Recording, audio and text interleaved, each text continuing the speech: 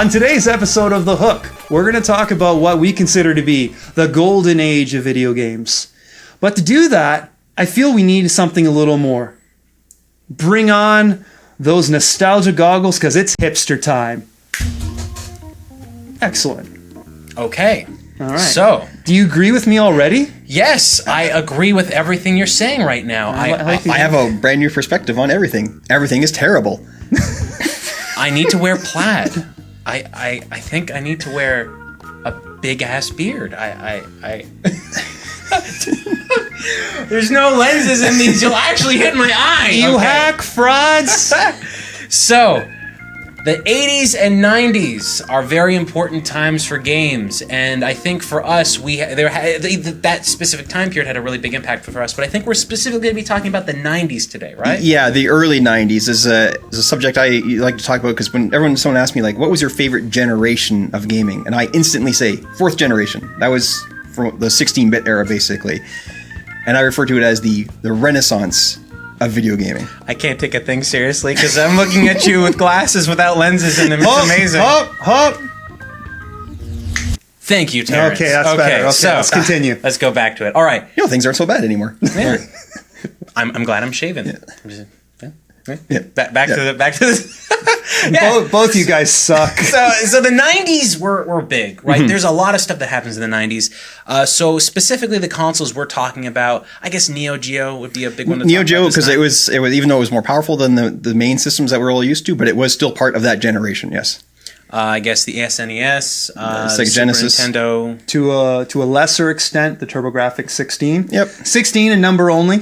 It's important too. No, yeah. I guess getting into the late era of the 90s, then we start to see CD-based systems come into play and stuff like that, and more of a mainstream focus. Obviously, we had them throughout the 90s, but there was more. Yeah, but that's when it really started to take over. Like basically when the 3DO and CDI, you know, like but for us it was more of like, you know, okay, well the Sega CD, which was early 90s as well, but that was still, even though it was a CD-based system, it still felt, with the exception of full motion video games, still felt like a traditional 16-bit console as well.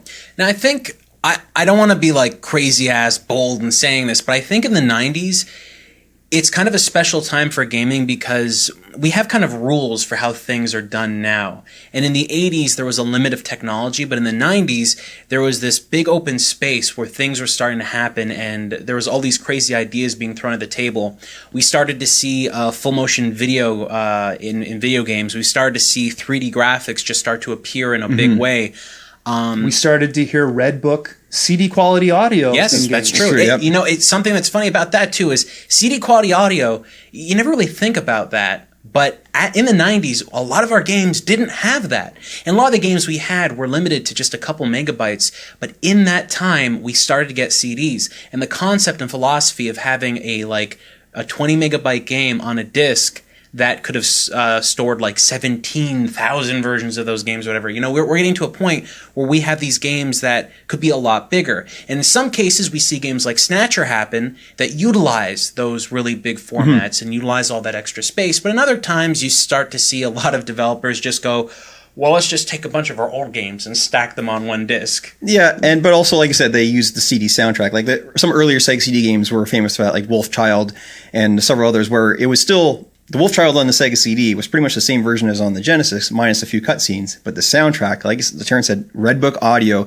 which for anyone who doesn't know, Red Book audio is basically the cleanest, sharpest possible audio you can get on a CD. It's actually like if you stick it in a CD player, you can select the tracks and listen to it because it's not compressed. It's not, you know, it's pure. It's pure. Well, they call it Red Book audio because the actual book on how to make it is actually red. But it's a sound that's like so like even to this day. Here we are like. In the 2016 still sounds crystal clear today. Here's the thing that I was thinking about 16-bit video games, and I want to touch a bit on Sega CD for a moment, because Sega CD was a system that had a lot of promise. It was our first true gateway to the future, a future of gaming. Now, of course, full motion video isn't something that we got into, but using bigger storage, using that storage to an advantage, doing things like Bram Stoker's Dracula on Sega CD comes to mind, where you have pre-rendered backgrounds where the beginning of the level will have that nice kind of camera swing, and then it's just the Jonathan Harker going around and killing bats and rats. Probably we have killed collectively more bats and rats in video games in the 16-bit era than any other adversary in video games. I think so. Period. So my point is, though, is I really wish with the Sega CD, I just wanted, you know what? I understood that it was an attachment, that it wasn't going to give us too much, but I would have loved something like Disney's Aladdin by Virgin on Sega CD with the actual soundtrack. Because as good as that game was at the time on Genesis, the music, they really did what they could with it. But we all know the Genesis sound... Oh boy! It was good if you knew how to use it, like Streets of Rage, and Yuzo Koshiro, who wrote some fantastic music for it. It shows, but it was that and the Super Nintendo would always be the two big comparisons: music between the Genesis and the Super Nintendo. I think it's very well decided, and I'm not saying anything that's too out of control here. Super Nintendo clearly had the best sound out of them both. Thanks, Sony. But, yeah, exactly, because it was a Sony sound chip. But that's not saying anything bad about the Genesis sound. It's just that it was a different style of sound, a sound that could not be replicated on the Super Nintendo. Because back then, it wasn't like, people are used to consoles now where they pretty much do, with the exception of a few things, pretty much the same bloody thing. Mm-hmm. Back then, things were completely different in terms of even like the way a system processed sound was completely different. Kind of tinny-ish almost on the Genesis. Yeah, and rough and raw is kind of like rough and raw. Almost kind of like the Genesis Mega Drive was a punk rock band, but the Super Nintendo kind of had a more wide. Like a new age symphony kind of thing going on. But at the same time, the limitations were that it was it sounded a little muffled. So it's like you got that bass up a little too high and that treble down a little too low. But both of them were undeniably unique to the systems. Yes. And that was cool. Like when you can, like you think about this, think about playing a game and knowing which version and which system it's on, just from the sound of it, from the sound of the music, from the sound of the sound effects, the punches, the digitized voices, what have you. That tangibility with consoles in the past is what made them really unique. And that's, in our current day and age, everything is, hey, whatever happened to, what do they call it? Steambox? Remember that? Remember what happened to it? We ended up getting Steambox. Steambox is the PlayStation 4, Steambox is the Xbox One, etc. Right? So we've unknowingly have gotten that. Back in the 16-bit days, the systems couldn't be further apart in their differences. And the sound, I think, really defines that. Like the Super Nintendo, it really does. It does. I mean, if you just sat down and listened to a game that was on Super Nintendo, the Sega Genesis, they sound very different. One chip older than the other, another chip made by a company that was far greater at audio technology at the time. Sony really was. But I feel like the use of CDs in the 90s was briefly, like you were talking about the full motion backgrounds over top of digitized effects for games. Mega Race was a game that basically, it was like, okay, well, we could use a supercomputer to render all the backgrounds. And then when you're driving your car, we just move the video fast or slow. And I was like... And your car's like this little tiny sprite just kind of jutting back and forth. Yeah. Oh, but I loved it so much because it was like, you know what? That by itself, nobody would have remembered that game. But they had... I forget the name of the main character. Not the main character, but he's like this host for a TV show. He looks like the guy from Three's Company. John Ritter. No, the Don Rickles. Thank you. He's like a thinner version of that guy. Yeah. And it's like he's going, hey, I'm what? It's not Wink Yahoo, but it's like something like that. And he's just like, hey, welcome to Mega Race. If you want to drive a car, you better drive a car. And it's really great to listen to, and it pulls you into the experiences. It feels like you're on what it felt like? It felt like you were on the Running Man of racing games, and I love that. Because that was Death Race, but Death Race didn't have those kind of characters. Right? Yeah. This one did, and I really, really enjoyed that. And I felt like that experience was really cool. And there are a lot of 90s games that do that. But in the 90s, we're basically seeing the very end of cartridges being used. So at this point, there are people trying a bunch of different interesting technologies. We're seeing the Super Nintendo use additional chips in the cartridges themselves to power games in a different way, and we're seeing a huge increase of game designs, and just because of just the last days of cartridges. It was the huge experimentation, and you're right about the chips. Automatically, when you think, okay, Super Nintendo using extra chip, everyone thinks FX chip, Star Fox, which is true. There are several others. There's chips powering Mario Kart, Mega Man X3, Pilot Wings. There was chips that would I think the one in Mega Man X3 was like doubling the processing power of the Super Nintendo. And that's the one great thing about that weird type of technology is because, like Terence said, you said you were limited on what you could do, but that ended up expanding all this wicked experimentation. Whereas like Super Nintendo was using Mode 7, so when you look at Pilot Wings, even though it's totally faking 3D, but back in '91, that totally blew our minds. It revolutionary. looked so good. Like at the time, what did we have to compare it to? Nothing like that was happening on the Genesis. Yeah. And what else we got? 8-bit, the NES, the Sega Master System. No, these consoles weren't capable of it. It was so new and fresh. And I think that when we talk about the golden age of gaming, the reason why, like, I personally feel that the 16-bit days were the golden age is because it wasn't mainstream yet, but it was starting to creep in a way that you didn't have to worry about getting your ass whooped as much in the playground, and you could make a more convincing argument to try to get someone into it. You know, like talking to a friend or talking to like a girl you like or whatever, and it became a little easier because, quite frankly, it looked better and it sounded better than the NES. The NES was marketed as a toy. That's what made it a thing.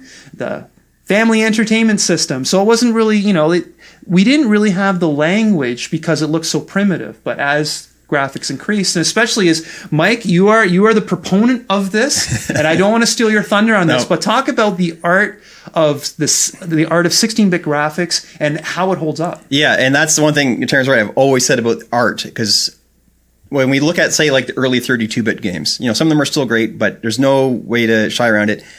Early 3D games, for the most part, look pretty terrible now. Yeah, exactly. But hand-drawn 2D sprites is what Super Nintendo and Genesis and Neo Geo especially all used. What never ages? Fine art. You look at paintings from hundreds and hundreds of years ago, from Leonardo and all these famous artists. Just name off the Ninja Turtles. Yeah, yeah, but they all still look brilliant today. It's because it's all traditional art, and that's what 16-bit kind of was the nice jump from 8-bit to 16, because there was more colors, bigger sprites. It finally gave these artists a much wider palette to use, but not. Like I said, they still had to work within limitations. Yeah, not excessive. But things like, you look at like Magician Lord on the Neo Geo, like just look at the backgrounds, the amount of colors they're using, or like Samurai Showdown, some of the backgrounds with some of like the giant Japanese paintings in the background that flip around as you're fighting, like Metal Slug. Yeah, I was thinking Metal Slug too. Yeah, great example. It's like all those little, all those frames of animation really add to a really visually impressive piece. And honestly, that's something that I think in the 90s, it really did start to become a lot more mainstream, because I think it's mainstream in a really good way. Like, usually when people say, it became mainstream, it's not cool, that's not what it was. We get to share gaming with a lot more people. Yes. I remember my parents saying I used to play the Atari. Right, I used to play. They would just say called the Atari. Didn't even matter. They could have been playing a ColecoVision for all we knew, but they just called it the Atari. They could have been playing any of those games. I got you one of them Nintendo tapes for Christmas, right, boy. Right. And when we got into the 90s, as soon as we got there, we started to see people not just leave gaming in the past as a childhood thing. We started to see people take it with them. That's why Nintendo is so important now, is because everybody grew up playing the NES, and instead of just going, whatever, it's not a big deal, they followed the NES and they kept having fun with it, Like, when I'm wearing this Centipede shirt, I'm not wearing the Centipede shirt because I'm just like, oh, I want to wear a game shirt so it looks cool. It's like, I like Centipede, man. You play Centipede. It's a pretty good game. You play Centipede in the arcade. It's got a completely different experience to it. But that's the 70s. And that kind of gameplay didn't follow home for years and years. But when the 90s came into play with all those game systems, we really started to see something cool. But what I really loved about the 90s beyond everything else, you get a game on the PlayStation 4 or the Xbox One or even the Wii U, you know what you're going to get. There's going to be, and I'm not going to say there's going to be no surprises there, but you're not going to get the surprise of putting in a Super Nintendo cartridge like Star Fox and going, yo, this is in 3D. You know what I mean? Yeah. And like all the kids would come to your house going, dude, you got to see this. Look, you know what Super Mario World looks like, right? Well, check this out. Bam, click, and then you get this whole game experience that looks like nothing else. And those cartridges could hide stuff like that in there. And with disc technology, I'm not going to say we don't get that completely, but it's not like they can hide a 3D graphics chip inside of a disc, right? Like, it's not the same idea. It's homogenized. How many times have you seen created using Unreal 4 engine, creating using Havok? Like, holy shit, Havok's been around since Dreamcast. Exactly. And it's like, what? What? It's like you guys were saying how like it became a bit more mainstream, but I find like between us as gamers, but I almost find like it was like that with the companies too. Like that's why I think the 90s were so special. It's a fucking Wild West. Exactly. Yeah, like man. they still had to, like, you're right, it became popular where you're right, like a few bad flops could kill the company, but they still could experiment and do crazy stuff that a lot of companies now are too scared to do because the games cost so much bloody money. One flop could literally kill your entire company. Well, the road was unknown at that time, and that was the best part about it. You had, we can make games, and we have more space and a faster processor, and we can use colors, and there's so much we can do, and the music doesn't sound like you're grating your testicles against the cheese grater. Like it sounded fun, it looked fun. Guys, I want to share my first exposure to the Super Nintendo with you. So I met up with our friend Dave after school one day, and he went to a different high school. So he brought me over to a friend of his. Can't remember the guy's name. Not important. The guy had one of those big projection TVs. He had a Super Nintendo hooked up to it. The very first 2 games that I saw, we could get ready for this 1-2 punch, because number 3 was Super Mario World. Number 1, ActRaiser, with that intro. Yep. That's swell. Years back we talked about this on Chargeback 4. It was like that swell, that orchestral swell of music coming up, and with that you see the logo coming into play, and it's kind of warping around. Mode 7, dun, dun, dun, dun. And and just the first time you go from the cloud, heaven, clouds, whatever, down to the planet, and just that music swells, the ground spinning as you're getting closer, and then boom, you're into something you understand. You've gone from like new technology to side scrolling, which we were familiar with, but it looks so good. And the music by Yuzo as well, phenomenal. And then right after that, the Contra game, Super Contra, and it's just a 1-2 punch. And I wasn't judging it against the Genesis. I was judging it against the NES. Yes. That's a really good point, because I think a lot of people were doing that. I was doing that myself, because I had, we'd all probably played the Genesis, because Super Nintendo came out in North America at least 2 years later. And I remember very clearly like playing Genesis and loving it and having a really good time with it. But when the Super Nintendo came out, it's funny, things were a bit different back then. Like, US actually got it a couple months before Canada did, and it was a strange little time where Canada would sometimes get things a little bit later. And I remember there was a video game store down the street from me that was gray marketing it and I remember buying it, paying way more, than I should have. But it's funny you mentioned ActRaiser, because I actually bought ActRaiser before I bought the console. Sweet. Because ActRaiser, they had a used copy of ActRaiser sitting there, so I bought that. And then the next day, was when I got paid, so I had enough money to actually buy the entire console. So I had the game before I bought the console. But it's funny, like our first experiences with the Super Nintendo was actually ActRaiser, because as good as Super Mario World was, and it's phenomenal, I popped in ActRaiser first, and literally would not touch anything else till I finished that game. Super Mario World was the first Super Nintendo game I played. But I remember, for me, it wasn't the graphical difference. At the time, I was really young, and I'm looking at games like not based off visual limitations, because at the time I didn't know what high definition was. I didn't know what any of those things were. When I looked at Super Mario World, having just got off from playing Super Mario Brothers 3, I was just like, oh, this is a big world. Why is nothing flickering? Yeah, right. I was like, okay. I remember. Okay, in Super Mario 3, you had like a frame of a land you could go across, and like you could go through all those different levels. But Super Mario World was like, okay, that, but now that, and that's when I was like, the world is bigger. That's why I thought of that. Sure, there were the graphical things. Obviously, there was improvements and stuff, but I never really looked at it. The funny thing was, I never really looked at the game as being something that was graphically better. I just felt that the cartridge was capable to fit so much more in terms of size of gameplay, and that's where I got my experience from that. It didn't hit me as a graphical improvement. It hit me as a new way to explore more of the game. And the Super Nintendo, for me, for the longest time, even though I identified later on in the graphics lifespan that it did have graphics that were a little bit better than other systems, especially when Star Fox came out and stuff like that. But I remember thinking, okay, I have a Sega Genesis at home. I've got Sonic the Hedgehog 2, Sonic the Hedgehog 3. I had a bunch of other games. But when I went to a friend's house who had Super Nintendo, we played Mario Kart. Mario Kart was fantastic, and Super Nintendo was the system that had multiple multiplayer games in there that was fun to play with a whole group of people. But when I thought of the Sega Genesis, I never thought about it like that. I always felt that the Sega Genesis was kind of a soloist arcade experience to a weird degree. No, I don't know why. That's not by accident, because that's initially how the Sega Genesis was marketed in North America. It was bring the arcade home. It's even, if you want to get super technical, it's even based off the arcade board that ran Altered Beast. The Genesis is basically I don't want to use the word dumbed down, but it's because they're from arcade to home, but a limited version of that arcade board. Well, look at our original games. The original pack-in, Altered Beast. Yep. You had Super Ghouls and Ghosts. Ghouls and Ghosts. Yep. You had, I'm trying to think, Forgotten Worlds. Golden Axe, Forgotten Worlds. These are all titles that came out in the first quarter after it was released. And even like games that weren't out in the arcade but were clearly inspired by the arcade, and other things like Last Battle, which is Fist of the North Star. You're right. It's such a solitary. The Genesis looked amazing. It was just nice lines and the round circle and high definition graphics was actually printed on it, right? And you loved it because you could do things with it like, oh my God, there's a stereo jack. So you put in your 3.5 millimeter, boom. You got your headphones, you got an independent volume control for it. You felt like you were in a world, and you know what? It's as fun as the Sega Master System and the Nintendo Entertainment System were. They just didn't. It just felt like it was a good idea, but it wasn't polished. You know what it is?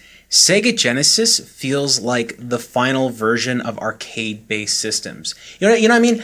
The Super Nintendo had a ton of experiences like RPGs and stuff that really felt like it was a different idea. They were like, okay, we're making a video game console that exists in the home. You didn't see a lot of arcade ports, right? There were some, but when you looked at the Sega Genesis, it's predominantly arcade ports from Sega. So and sports titles. Right, and oh my God, yeah, right? so especially sports, But I really feel... sports titles that were endorsed by major athletes. That was the big thing. That was the big thing at the time. Yeah, like Ken Griffey baseball. Is Ken Griffey baseball? That was on Nintendo, but but they had like oh my God. But what all their first Buster Douglas boxing. Guys, I don't know sports at all. Tommy Lasorda baseball and Pat Riley basketball. They're just saying names. But I don't know. The funny thing is with because they were looking early on in the Genesis life cycle, they wanted to get more games out. And so they saw this boxing game, and I don't know if it's Data East or Taito that made it. I'm not sure, but you can do a little Google search. You'll find it. But anyways, Sega wanted it, and they didn't really have the time to develop something new. And they're just like, well, you know what? Buster Douglas just became the boxing heavyweight champion of the world. Let's put him on the game. So they slapped his character into the game. They gave it a little bit of a facelift in the menus and whatnot. Obviously title screen. And then he loses before it comes out. So that was kind of, it was tricky. Hey, Joe Montana's Sports Talk Football, another great one. I find it hard, though, to think about the Genesis without thinking about the Sega CD. Because when you're talking about Star Fox, and you know what? My immediate comeback to that, and I had to hold my mouth because I'm like, oh yeah, I can't say that. It's like, yeah, you talk about Star Fox. I'm going to talk about Sylpheed on the Sega CD, which is the best version of all the Sylpheeds, bar none. Yep. I went through the trouble to play them all. I played the PC version before I played the Sega CD version. And talking about pre-rendered graphics and epic battles, you just see this huge ship coming into frame, and then you hear like competent voice acting for the time. Like it wasn't the developers doing it themselves, but like things like everybody had a British accent, and I remember I actually used this on an answer machine message. Ship comes into frame. Yeah, big tally ho!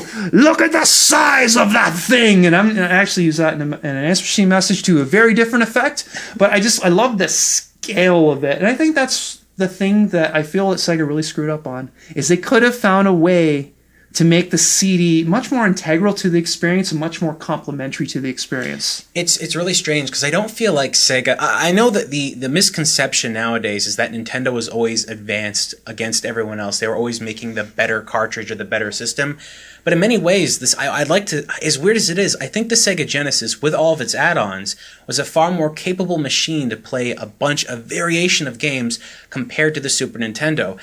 But in that is the real big problem, was you had to have the Sega CD, you had to have the 32X. And you had to have a power bar to put all those big power bricks. Right? It's even to this day when I try to plug in all those things, it's a nightmare because you have to make sure everything's working. How do you? So Genesis, power bar, 32X, power bar, Sega CD. Sorry, not power bar, like plug box. Yeah, you need a power bar. Can I tell you how I did it? And it's crazy. I wish I brought a picture of it. I bought, and I still have it. It's still hooked up in my game today, the official Sega power bar.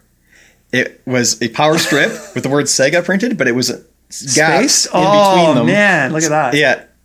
So I mean, it's just... I kid you not. I still have it hooked up to this day.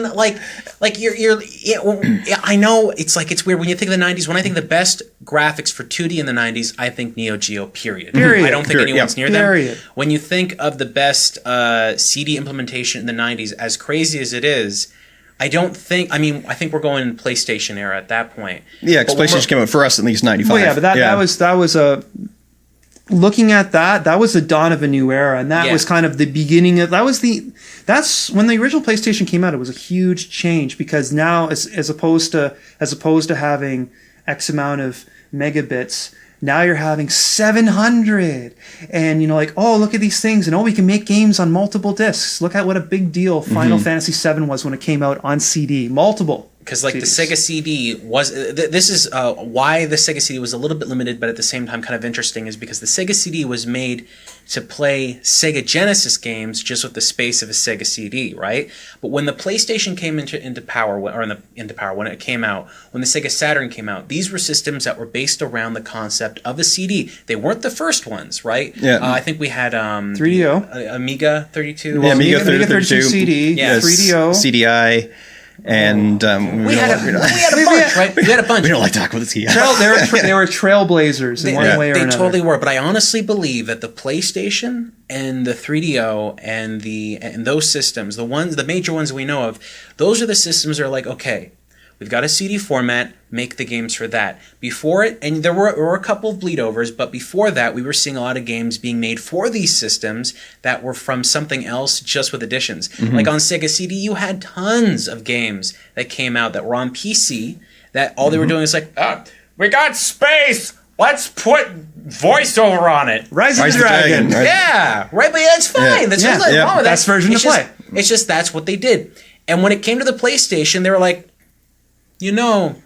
we could just make a game for this instead of just taking an old game over. Of course, we had a couple, but in terms of, I honestly believe, if you haven't, guys at home and girls, 3DO. Go back and play some old 3DO games. They're really weird because in some cases, some of the 3DO games are better than the PlayStation counterparts. It's Absolutely. Need for Speed and Road Rash are the two main ones. Like, Yeah. Let us not forget about Super Street Fighter. Oh yeah, 2 at the time Turbo. and up until very, very recently, it's still the best home conversion of that game of all time. It was crazy. And we look at these systems that are basically just leaving and stuff, and we forget about them. And you know what, guys? The 90s have tons and tons of really interesting and awesome video game systems, a whole bunch. What were your favorites? We've told you a couple of ours here, a couple of ones we used to play, but write in the comments, share what games you really like to play in the 90s, and if you're somebody that was born in the late 90s and you're watching this show, what games have you gone back to take a look from the 90s, and share your experience in the comments. We'd like to hear from you.